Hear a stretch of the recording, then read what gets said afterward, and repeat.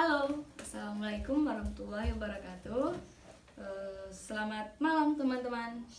Balik lagi sama aku Rizky Meliana Putri di podcast Bincang Politik Asik.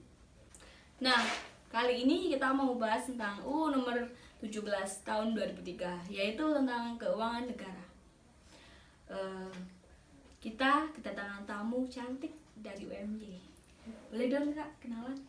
Hai, nama aku Yulia Striaini, jurusan Ilmu Pemerintahan 2019.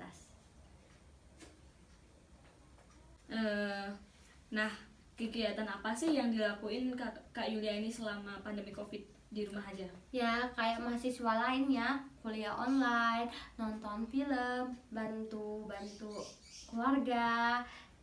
Ya banyak, tapi dilakuinnya semuanya di rumah. Oh, ya baik. Terus gimana sih pandangan kakak tentang pandemi COVID saat ini? Menurut aku sih COVID di Indonesia ini terbilang parah karena penanganan di Indonesia ini sangat terlambat.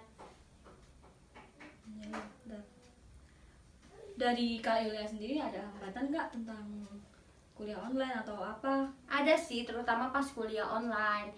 Kita tahu sendiri di Indonesia ini masih banyak masalah jaringan, terutama di daerah saya.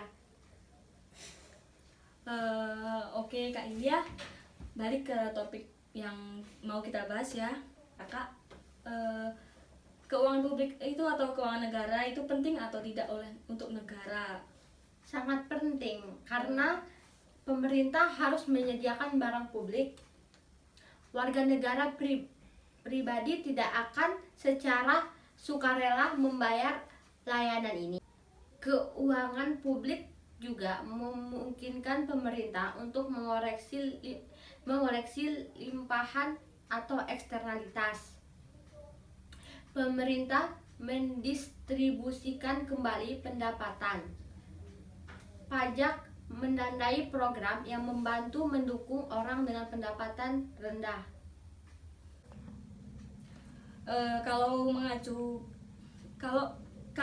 ke Undang-Undang Nomor 17 Tahun 2003, kenapa sih harus dilakukan reformasi tentang sistem keuangan negara?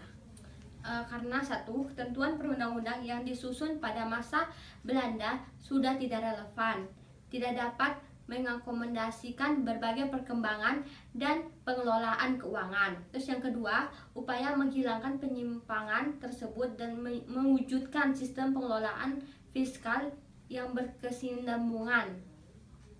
Kak Yulia, apakah fungsi pengawasan anggaran di Indonesia itu udah maksimal? Menurut saya sih belum terlaksana dengan baik. Soalnya masih banyak oknum-oknum yang memanfaatkan jabatan untuk melakukan penyelewengan.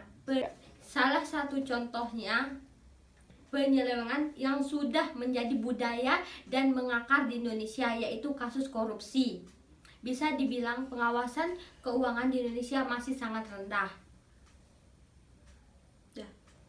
Nah, menurut kakak apa sih upaya konkret untuk mewujudin transparansi dan akuntabilitas keuangan negara itu?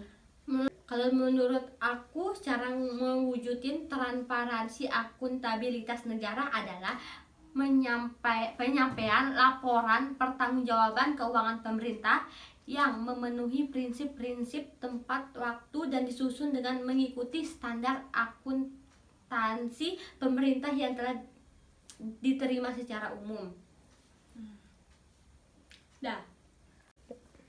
Nah, kan tadi Kak Yulia bilang kalau fungsi pengawasan di Indonesia itu belum maksimal. Nah, bagaimana caranya biar ngemaksimalin fungsi pengawasan itu biar pelaku penyelewengan itu menjadi jerah?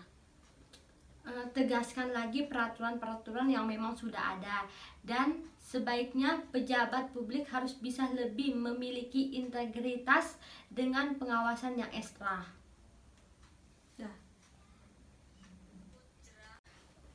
Sekian podcast kita kali ini. Semoga bagi teman-teman yang dengerin podcast ini bisa bermanfaat bagi teman-teman semua ya.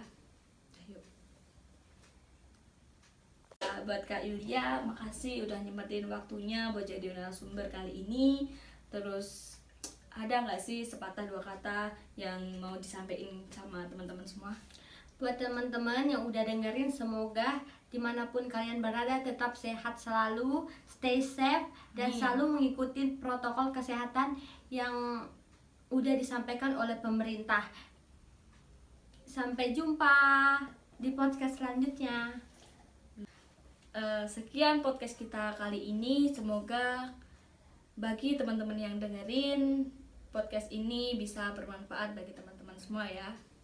Ayo. Sampai jumpa di podcast selanjutnya. Terima kasih yang udah dengerin. Dadah.